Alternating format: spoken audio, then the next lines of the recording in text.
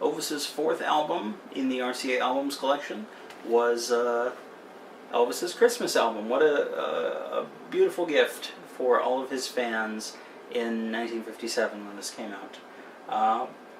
The packaging was really nice to actually see in the albums collection. They even went so far as to recreate the little booklet that appeared in the original album. I've never actually had this incarnation of Elvis's Christmas Album. I've always had the two copies that I have on vinyl are the later configuration, which is the same album plus If Every Day Were Like Christmas, which is a song that he recorded in the 1960s, and that's the one that actually has gone diamond status with the RIAA.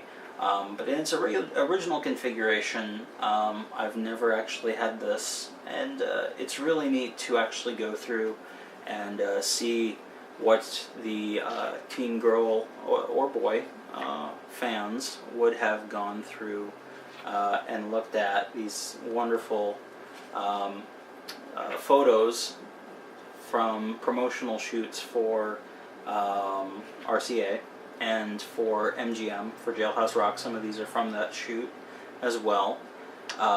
Full size, you would have been able to tear these out, pin them up on the wall, and then in the backside in the middle they've got advertisements for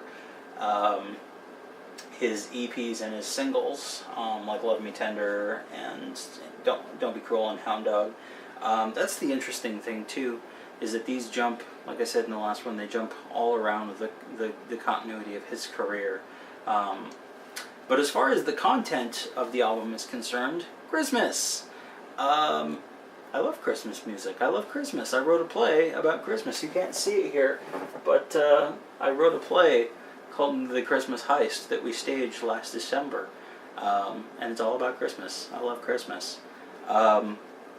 But it's hard to think now of how controversial this album was at the time. Blue Christmas, we hear every year. White Christmas, I mean, in Home Alone, you got the version where Kevin McAllister is singing along with White Christmas, and it's the old bluesy style, that version. And Elvis takes inspiration from that version in his version, and white adults didn't like that at all. It was very racially tinged as far as the response to Elvis was concerned in the 50s, and that included how they treated him and his music. Even something as obviously what we would now consider tame and religious,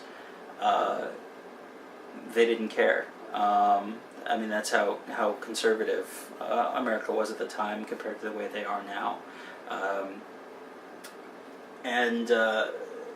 I throw on Elvis's Christmas music every Christmas. I think every Elvis fan does.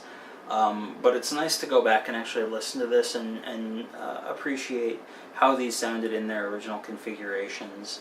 But he's got a couple good rockers on there, like Santa Claus is Back in Town, which is the first track on the album. And Jerry Lieber and Mike Stoller wrote that. They also wrote Jailhouse Rock and some of his other big hit songs. And that's one interesting thing that happens with Elvis's later Christmas album. We'll get there eventually. But there weren't as many rock and roll songs. This is a good mix of kind of a traditional Christmas song and a rock and roll, 50s rock and roll Christmas music. And it's now a classic. So if you celebrate Christmas, if you like Christmas, or even if you just like Elvis, it's a good album. Moving along.